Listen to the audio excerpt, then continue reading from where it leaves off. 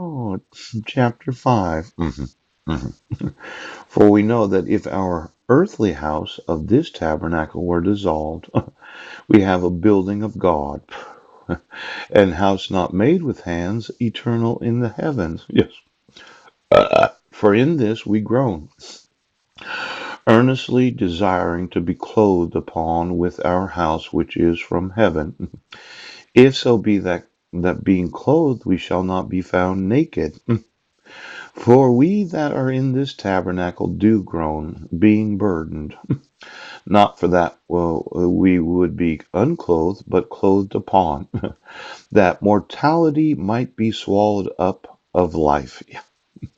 Now he that hath wrought us for the selfsame thing is God, who also hath given unto us the earnest of the Spirit. Therefore we are always confident, knowing that whilst we are at home in the body, we are absent from the Lord. Now this is in parentheses. For we walk by faith, not by sight.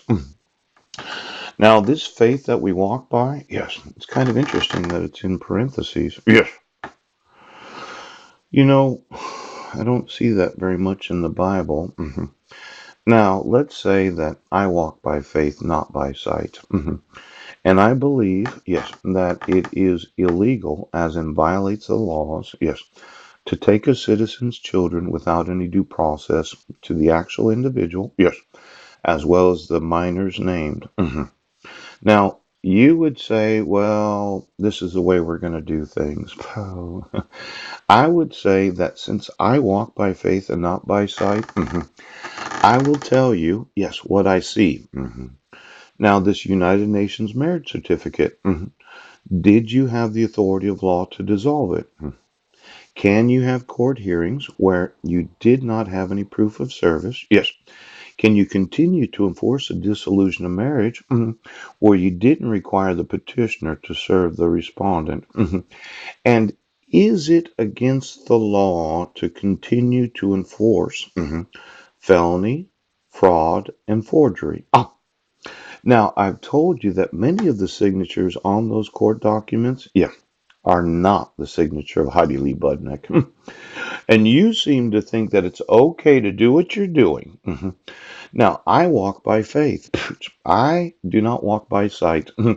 When I really believe, as in the faith that I have in me, yes, that what you're doing is against the law, you will have to remove your court orders and give me custody of my sons. Now, what's going to happen after that? You will not have any control of the actual happenings after you release control of my sons. Yes, because you won't have any control. This is something that a lot of judges have a difficult time with. Yes, they're used to sitting there telling other people what to do. Yes. Now, I'm wanting you to understand something. You will not have any control. Um, I walk by faith, not by sight. Now, I do know what the law says. Yeah. And I know what you did was against the law, and it has to be prosecuted, yes, and you have to be punished. Now, this idea of you escaping the prosecution of your conspiracy, yeah, your misprison, boop, that's not going to happen. So I want somebody in the United States of America to enforce the actual laws as they are written at this very moment. Yes. And then I want my sons to contact me.